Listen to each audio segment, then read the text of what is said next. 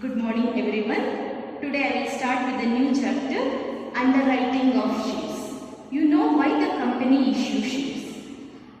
The main reason is to get the funds from the public, and they use these funds for expansion of the business or for the development of the business. So now coming to the underwriting of shares, any public company, when they issue the shares, they have to get the minimum subscription of shares.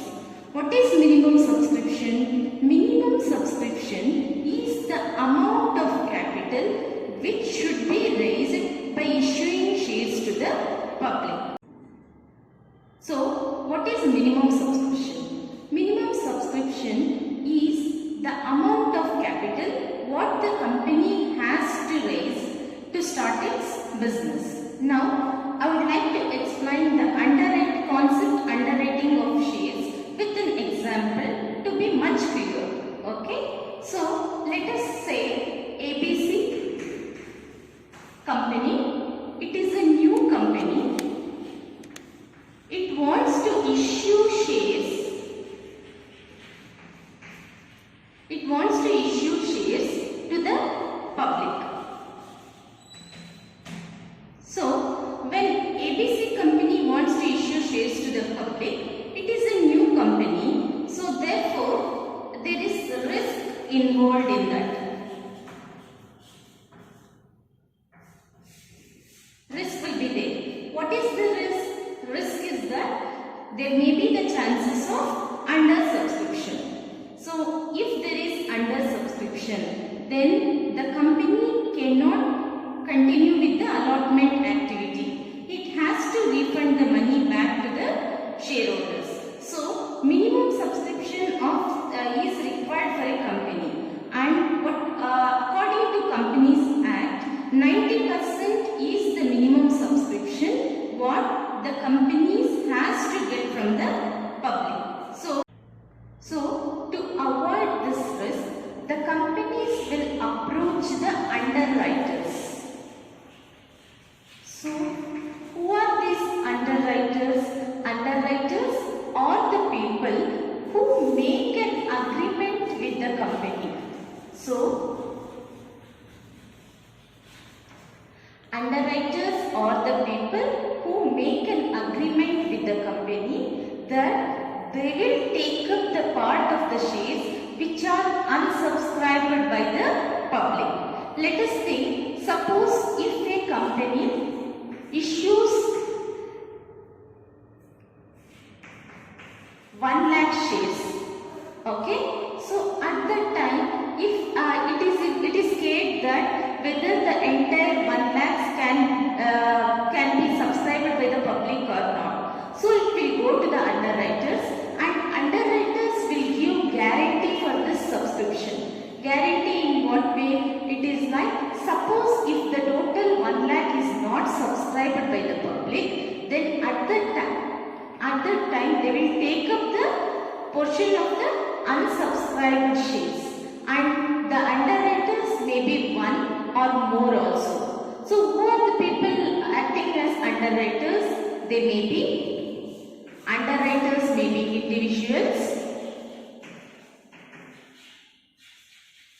or banks or financial institutions.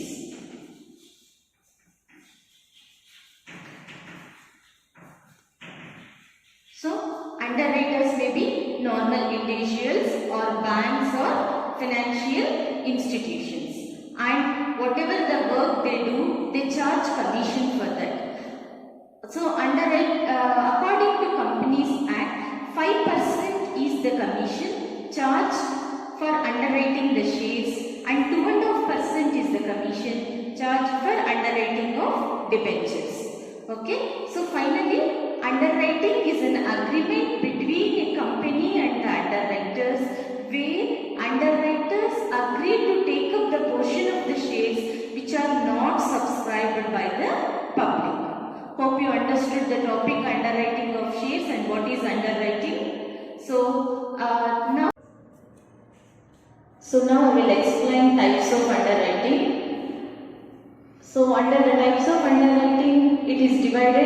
basis of number of shares and on the basis of liability of underwriters. Again, it is subclassified as on the basis of number of shares, complete underwriting and partial underwriting. So what is complete underwriting? Suppose if a company issues shares, let us think the company issues shares. If the company issues 10 lakh shares, all these shares are underwritten by the underwriters. That is,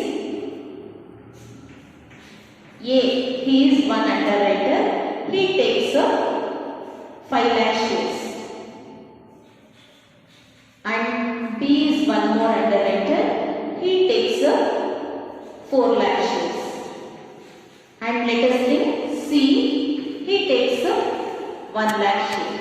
So this is what we say as complete underwriting. Here, whatever the shares have been issued by the company, it is taken up by, it is underwritten by A, B, C. That is, the whole 10 lakhs is underwritten by A, B and C. That is 5 plus 4 plus 1. So totally 10 lakhs is underwritten. So it is said to be the complete underwriting. Now we will see partial underwriting. What is partial underwriting of shares? Suppose if the company issues 10 lakh shares, out of this 10 lakhs, A underwrites 2 lakh shares, B underwrites 5 lakh shares.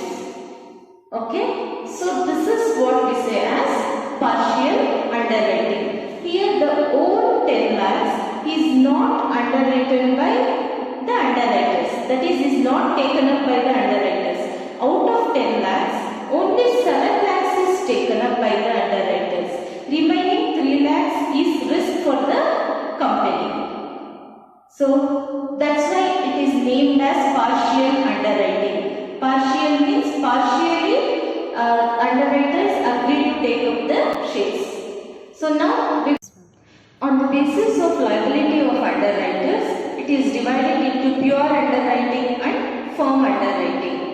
What is pure underwriting? Pure underwriting is that the liability of the underwriters will be up to the unsubscribed shares. Suppose if the shares are fully subscribed, then they will not be liable. The underwriters will not take up any shares.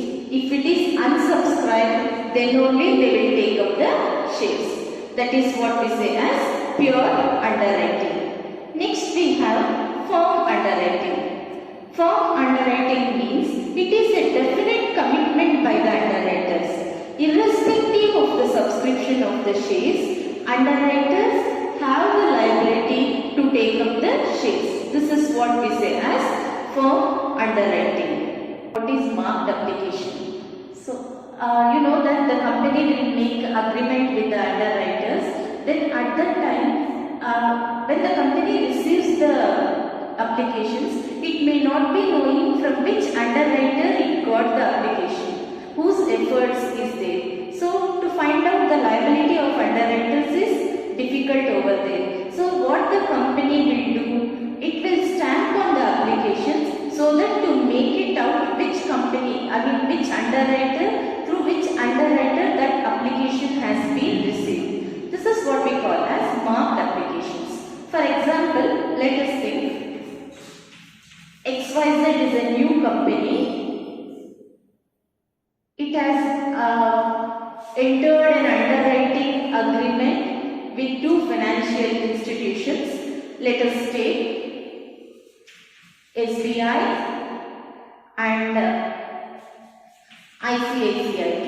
I told you the banks also may be the underwriters. So when XYZ company, it makes the underwriting agreement with SBI and ICICI, then at that time, if it receives the applications with the seal of SBI, then it can make out, okay, so these applications have been received from SBI. and if it is with the seal of ICICI, then it can make out, okay, the applications whatever is received are with the efforts of ICICI. So like this, if the applications is marked with the stamp of an underwriter, that is said to be the marked applications.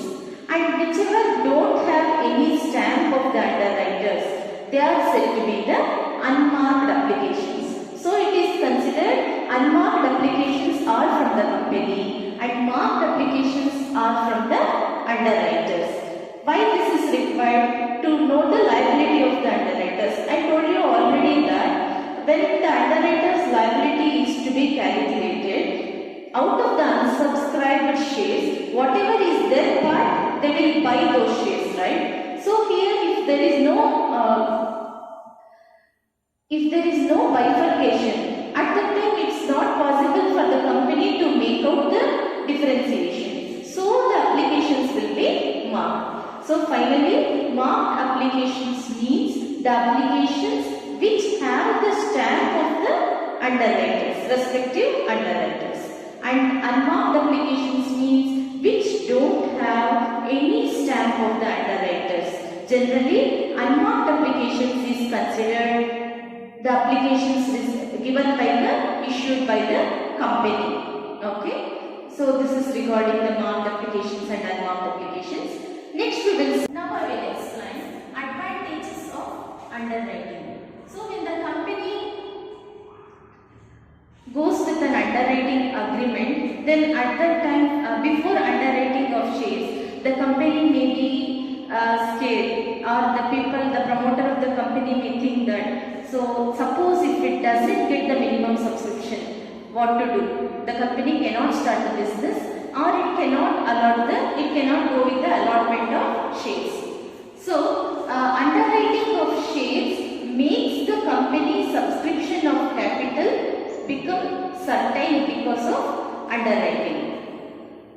So the company will be knowing, as they have given the in charge to the underwriters, it is the risk of the underwriters, it is the responsibility of the underwriters to get the shares subscribed. Suppose if it is not subscribed, then they have to purchase the shares. They have given guarantee. So the subscription of the capital becomes certain to the company when they go for underwriting. And here, suppose if the company issues, let us think the company issues 10 lakh shares, then the whole 10 lakh shares the company has to market, has to do the publicity regarding the buying of the shares. So again it will be a risk for the company whether it can be successful, it can convince the people, it can make the public to apply for the shares. So for this reason what they will do, when they approach their underwriters, the risk will be reduced for the company. Now the underwriters will take the risk and responsibility for getting the shares to subscribe. Okay, and then the next thing is, suppose why the company issue shares? To raise capital from the public, right? So if the company does not approach the underwriters, then if it cannot raise the capital, then it has to think about money market conditions. Money market is a place where company gets the short-term loans. So here again short-term loans means again it will get the money into the amount into the business. So if here now when underwriting is there, it is confirmed that the company will get the money. So it is not bothered about what is the money market, what is the rate of interest there and all. Happily it will get the shares, and this capital it will use for the expansion of the business. And the next thing is, here the time will also be certain. So it will be knowing. So when is the issue? So after what time it will get the application money? Later the allotment procedure will be done. Finally it will get the entire money within a particular period of time. So the company can make out within what time it gets the money back. And later it is like underwriters are not the normal people. I told you they may be the banks or the financial institutions. So they are like the experts who can give advice to the company regarding the other things also. If the company needs the consultancy services, these services will also be provided by the underwriter.